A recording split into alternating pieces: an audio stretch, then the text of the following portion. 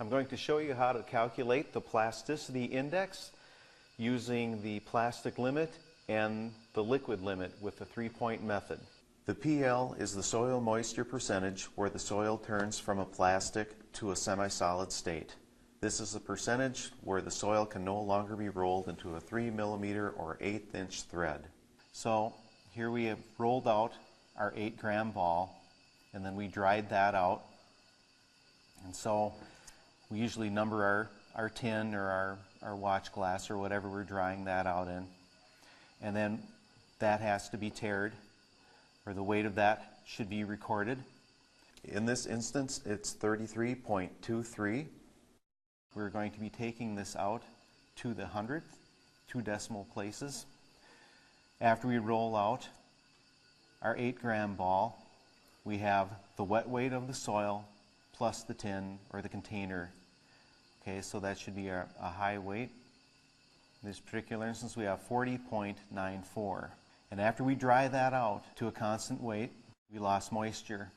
So then we record the dry weight of the soil plus the tin. Okay, so now we have 39.94. We take the difference between these two, and the difference between the two, after it's dried out, we still have the weight of the container and actually the dry soil and the wet weight of the soil. We subtract those two, and then we come up with the water content. Just so happens to be 1.00. Now we need the dry weight of the soil. Well, the dry weight of the soil is the dry weight of the soil plus the tin minus the weight of the tin, and that will give us the dry weight of the soil. So it happens to be 6.71. Now all we want to do is divide 1, which was the water content, and divide that by the dry weight of the soil. And it turns out, and multiply that by 100, and this is expressed as a percentage, and it's, in this instance, it's 14.9. Now that's the plastic limit, and that's just the straight percentage of the soil moisture. We will then round this to the nearest whole number, which is 15. Now we go on to the liquid limit. Now all the calculations are done the same, except we have separate points.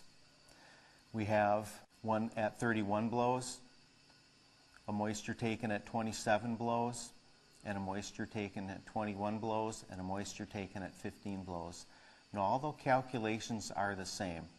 We have the tin number, the weight of the tin, and the weight of the wet soil plus the tin, the weight of the dry soil plus the tin, and minus these two, subtract these two, we get the water content again. And then the dry soil is, of course, the weight of the dry soil plus the tin minus the tin. Just leave us with the soil, and then we use that, the moisture content, as the numerator, dry soil as the denominator, and then we end up with a percentage. And of course you follow the trend, 31 blows, we have 27.5%, and of course as the moisture goes up we have less blows for that closure. We have 27 blows at 28.2, 21 blows at 29.2, and 15 drops of the cup or blows, that's 30.8. So what we want to do is remember the liquid limit is where we have closure of 13 millimeters or a half an inch at 25 blows. Now we don't have anything that says 25 on here. So we also have drops here or blows that meet the criteria, one between 25 and 35 and one between 20 and 30. We have a couple of them there. And then we have one between 15 and 25. And there's overlap in between these. So what we want to do is we want to get a graph. And on the x-axis, we have the amount of blows or drops of the cup. On the y, we have the percentage of moisture. It's labeled here.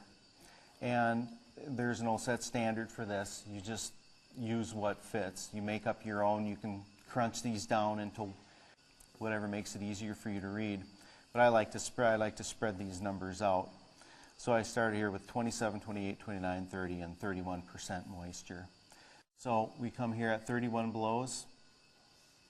We plot 27.5. Got a dot there, got a point there. We come to 27 blows at 28.2. We find 28.2 and 27 blows. And then we have 21 blows at 29.2. 21 blows come up, 29.2, a point there.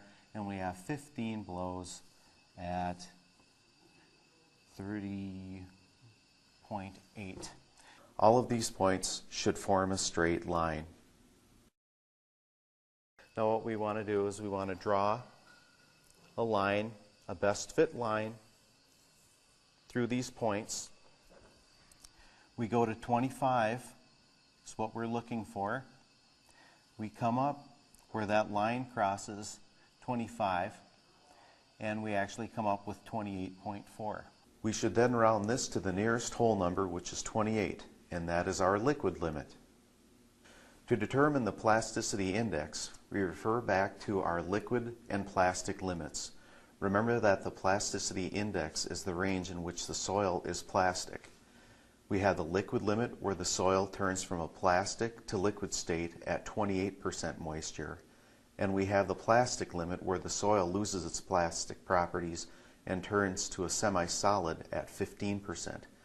We now subtract 15 from 28 and get 13 for our plasticity index, which is also expressed as a whole number.